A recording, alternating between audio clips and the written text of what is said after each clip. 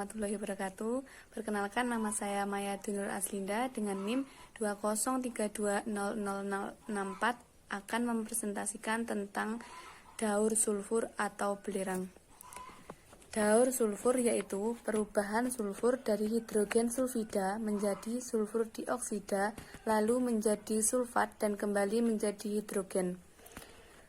Dalam tanah, sulfur ditemukan dalam bentuk mineral. Dalam udara, sulfur ditemukan dalam bentuk gas dan dalam tubuh organisme berbentuk protein. Mikroorganisme yang terjadi dalam daur sulfur yaitu 1H2S. Bakteri sulfur tak berwarna hijau dan ungu. 2SO4 yaitu reduksi sulfat anaerobik bakteri Desulfovibrio. 3H2S yaitu pengokaidasi sulfide aerobik bakteri Thiobacilli. 4SO4 plus H2S terbentuk es organik, yaitu masing-masing mikroorganisme heterotrofik, aerobik, dan anaerobik.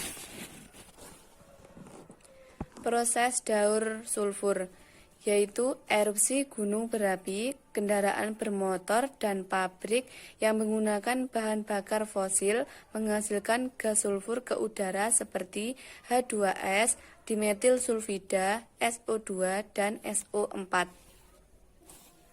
Gas-gas yang mengandung sulfur di atmosfer bereaksi dengan awan dan turun bersama hujan dalam bentuk ion-ion sulfat.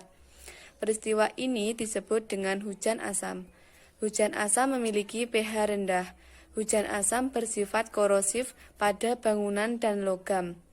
Kandungan sulfida yang tinggi pada hujan asam dapat mengancam banyak kehidupan organisme, terutama tumbuhan mati. Tumbuhan menyerap sulfat anorganik dari tanah dan menggunakannya untuk mensintesa protein. Sementara itu, hewan mendapat kebutuhan sulfat organik dengan makan tumbuhan melalui rantai makanan.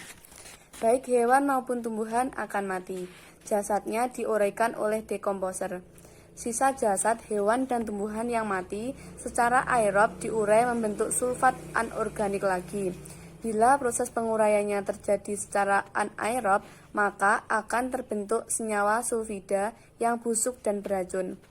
Senyawa busuk ini juga dihasilkan secara anaerob dan reduksi sulfat oleh bakteri sulfur. Jasad mati makhluk hidup yang tertimbun bertahun-tahun akan menjadi bahan bakar fosil yang mengandung sulfur. Gas sulfur akan dihasilkan tiap kali terjadi bahan bakar fosil digunakan. Sulfat yang larut di perairan juga bisa naik ke atmosfer saat terjadi penguapan daur hidrologi. Dampak negatif dan dampak positif dari daur sulfur. Dampak positifnya dapat dimanfaatkan dalam skala industri untuk pembuatan kertas, pupuk, fungisida, serta memutihkan buah kering dan menjadi insulator yang baik. Dampak negatifnya mampu mencemari udara dan akan merusak atmosfer bumi. Sekian presentasi dari saya. Apabila ada kurang lebihnya saya mohon maaf. Wassalamualaikum warahmatullahi wabarakatuh.